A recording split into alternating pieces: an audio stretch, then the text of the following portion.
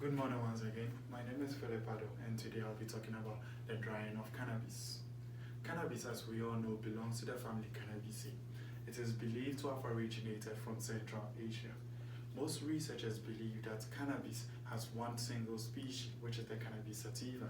However, the plant can be divided into three subspecies, which is the sativa, indica, and the ruderalis. Sativa has a high CBD content compared to THC, and it's vice versa for indica.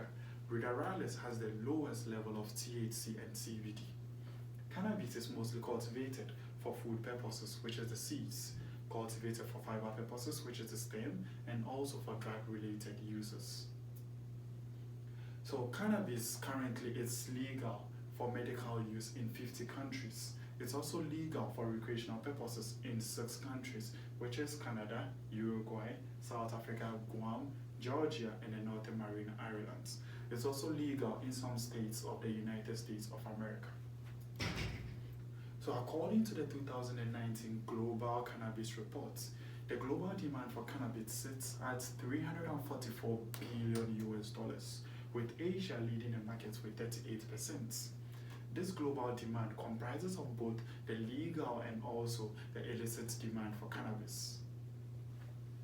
So in Canada now, the cannabis industry is projected to be valued at 32 billion US dollars by the end of 2022. This is an increase of 77% from today's markets.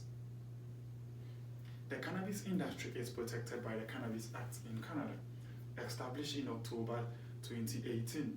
This act permits the sale of cannabis in the form of oil, fresh leaves, dry leaves, the plant itself, and also the seeds of the plant.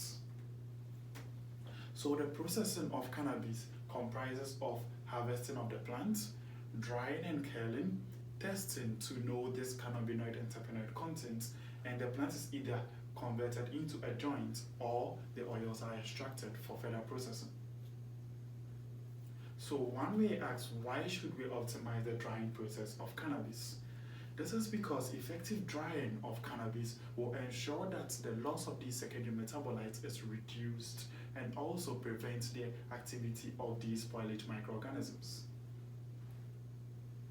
So for this project, 4 main drying methods are currently being used. The first one being the hot air dryer, which is based on the use of hot air to cause the evaporation of water present in a product.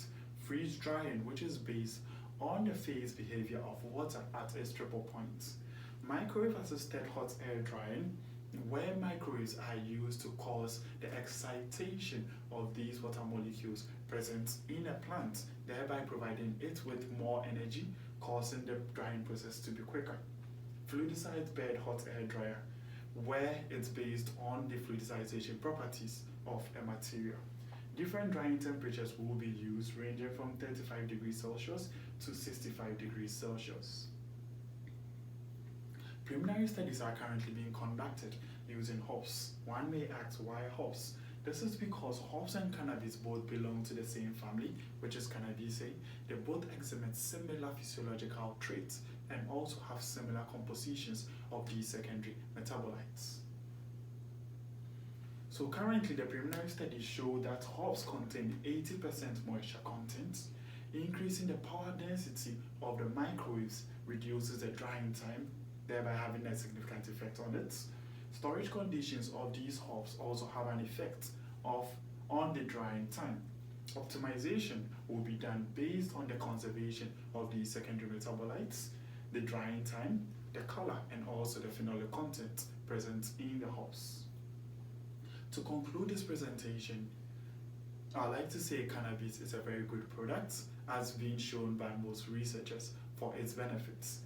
The industry is also a fairly new market, where most research needs to be conducted on its processing and also the genetic composition of the plant. I'd like to say a big thank you to my professor, to my lab mates, Professor Ingadi and the TA, to the Schulich Graduate Fellowship, and also to ESCA for the funding. Thank you very much.